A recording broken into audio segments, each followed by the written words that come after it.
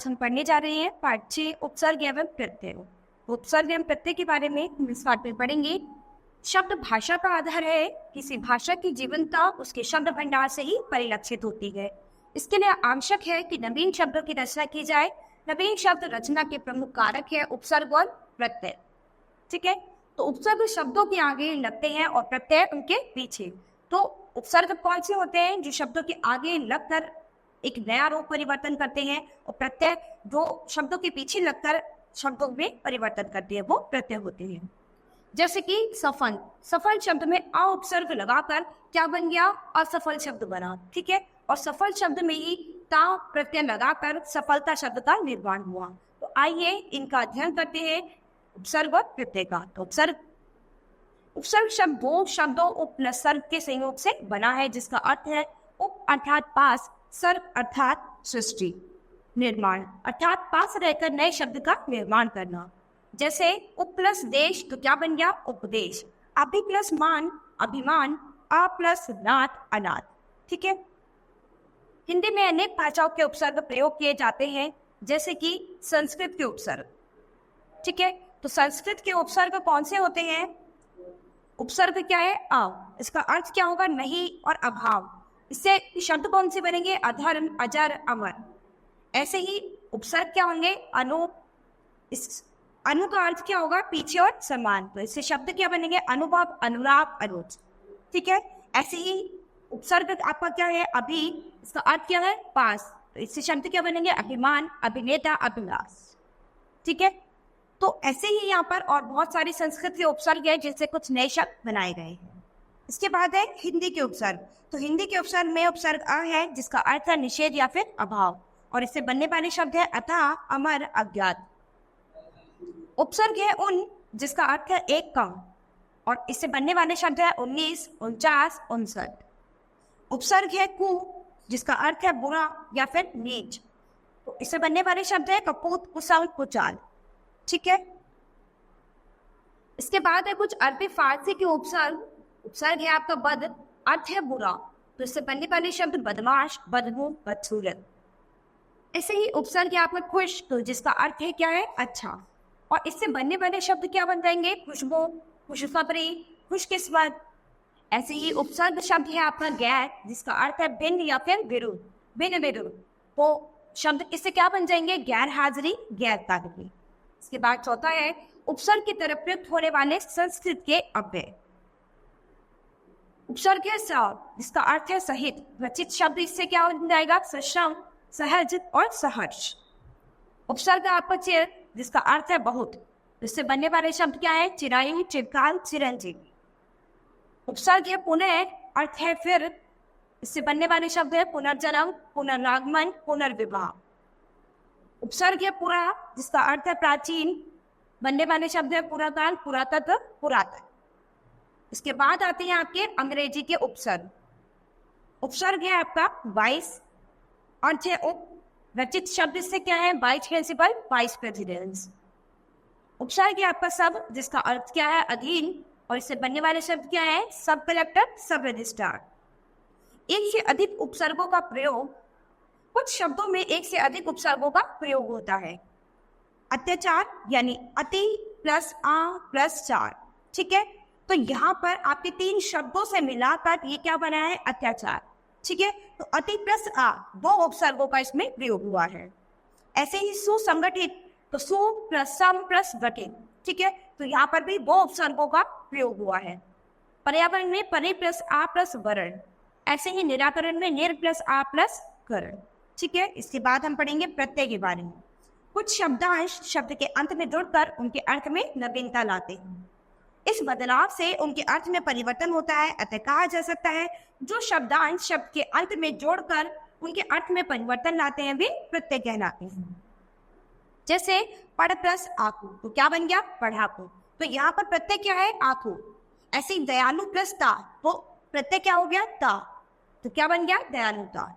ऐसे ही लिख plus out, तो प्रत्यय क्या हो गया? आवट, तो आपका शब्द क्या बन गया? लिखावट। ऐसे ही शेर प्लस ली, तो क्या बन गया? शेरनी।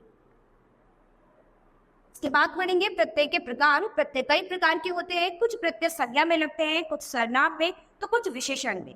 कुछ प्रत्ययों से लिंग परिवर्तन हो जाता है तो कुछ प्रत्यय विभक्ति के रूप में प्रयुक्त होते हैं। हिंदी में अनेक प्रकार के प्रत्ययों का प्रयोग होता है। कुछ प्रत्यय संस्कृत के हैं, कुछ अरबी फारसी के हैं, तो कुछ हिंदी के अपने। अध्ययन की सुविधा के लिए हम इन प्रत्ययों को मुख्यतः दो भागों में बांट सकते हैं।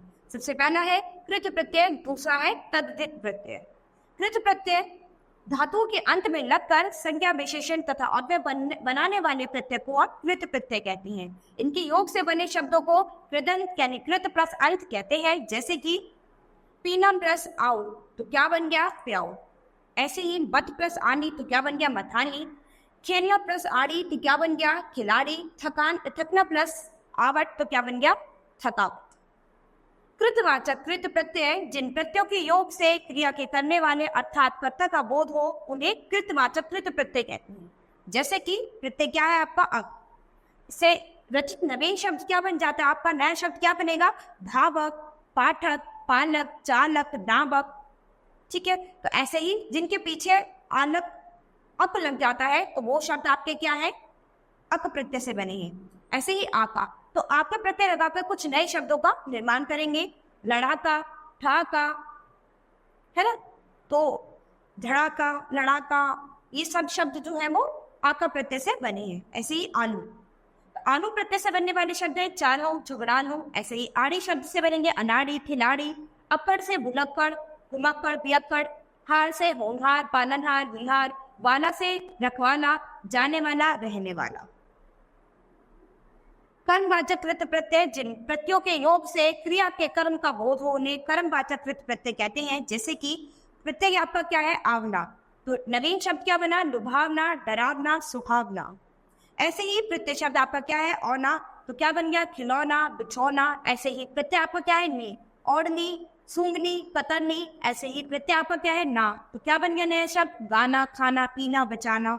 ठीक है, इसके बाद आते हैं आपके भाववाचक कृत प्रत्यय जिन प्रत्ययों के योग से क्रिया के व्यापार अथवा भाव का बोध हो उन्हें भाववाचक कृत प्रत्यय कहते हैं। जैसे कि प्रत्यय क्या है आपका? अन, तो इससे बनने वाला शब्द क्या है? श्रवण, गमन, पठन, चलन, मिलन। जैसे कि प्रत्यय आपका क्या है? आवट, तो नया शब्द क्या बना? लिखावट, दिखावट, सजावट, मिलावट। जैसे कि आपका प्रत्यय क्या है? आन, तो क्या नया शब्द बन गया? चढ़ान, लगान, मिलान। प्रत्यय शब्द आपका क्या है? आप, तो क्या नया शब्द बन गया? मिलाप, विलाप। प्रत्यय शब्द आपका यहाँ पर क्या है? आहट, तो क्या शब्द बन गया आपका नया? चिल्लाहट, घबराहट, घबराहट। इसके बाद है कुछ क्रियावाचक कृत प्रत्यय जिन प्रत्ययों के योग से क्रिया पर विशेषण, संज्ञा, अव्यय अथवा विशेष अर्थ वाली क्रिया का बोध हो उन्हें क्रियावाचक कृत प्रत्यय कहते हैं। जैसे कि प्रत्यय है आपका आ, तो इससे बनने वाला शब्द कौन सा हो जाएगा? सूखा, जागा, भूला, बिसरा। तो ये विशेषण भूतकालिक क्रिया संज्ञा के रूप में है। जैसे कि प्रत्यय आपका ता, तो क्या बन जाएगा? बहता, जाता, डूबता, चलता, रमता, चढ़ाता, सब। ठीक है, इनके अतिरिक्त और भी कई कृत प्रत्यय प्रयोग में आ रहे हैं। इसके बाद दूसरा आपका तद्धित प्रत्यय संज्ञा, सर्वनाम अथवा विशेषण के अंत में लगने वाले प्रत्ययों को तद्धित प्रत्यय कहते हैं। इनके योग से बने शब्दों को तद्धितांत अथवा तद्धित शब्द कहते हैं। जैसे कि प्रभु प्लस ता, तो क्या बन गया? प्रभुता। कड़वा प्लस आहट, तो क्या बन गया? कड़वाहट। चाचा प्लस एरा, तो क्या बन गया? चचेरा। हिंदी और संस्कृत के तद्धित प्रत्यय निम्नलिखित प्रकार के हैं। कृतवाचक तद्धित प्रत्यय, जो प्रत्यय किसी कार्य के करने वाले का बोध कराता है उसे कृतवाचक तद्धित प्रत्यय कहते हैं। जैसे कि प्रत्यय क्या है आपका? आर, तो इससे बनने वाला शब्द क्या हो जाएगा? कुम्हार, सुनार, लोहार। ऐसे ही प्रत्यय आपका ई, तो इससे क्या बन जाएगा? सुखी, दुखी, तेली, है ना। इसके बाद है प्रत्यय आपका क्या है? ईया, तो क्या बन गया? रसोईया, गवैया, दुखिया। ठीक है, इसके बाद आते हैं आपके भाववाचक तद्धित प्रत्यय, जो प्रत्यय भाव का बोध कराते हैं उसे भाववाचक तद्धित प्रत्यय कहते हैं। जैसे कि प्रत्यय है आपका आ, तो इससे बनने वाला शब्द क्या हो गया? बुलावा, बुलावा। ऐसे ही प्रत्यय क्या है? आस, तो इससे बनने वाले शब्द क्या है? मिठास, खटास। प्रत्यय है आपका आहट, तो बनने वाले शब्द क्या हो गए इससे? कड़वाहट, घबराहट, चिकनाहट। प्रत्यय है आपका आई, तो इससे बनने वाले शब्द क्या हो गए? बुराई, भलाई, चतुराई, सच्चाई। ठीक है, इसके बाद है आपके संबंधवाचक तद्धित प्रत्यय, जो प्रत्यय संबंध का बोध कराते हैं उन्हें संबंधवाचक तद्धित प्रत्यय कहते हैं। जैसे कि प्रत्यय आपका एरा, तो इससे बनने वाले शब्द क्या हो गया? ममेरा, चचेरा, मौसेरा, फुफेरा। प्रत्यय आपका आल, तो क्या बन गया शब्द? ननिहाल, ददिहाल, ससुराल। ठीक है। इसके बाद है गुणवाचक तद्धित प्रत्यय। जिस प्रत्यय से गुण का बोध हो उसे गुणवाचक तद्धित प्रत्यय कहते हैं। जैसे कि प्रत्यय है आपका आ, तो इससे बनने वाले शब्द क्या है? भूखा, सूखा, रूठा, प्यासा। ऐसे ही प्रत्यय है आपका आनु, तो क्या बन गया? कृपालु, श्रद्धालु, दयालु। ऐसे ही प्रत्यय है आपका आओ, तो क्या शब्द बना? पंडिताओ, उपजाओ, चढ़ाओ।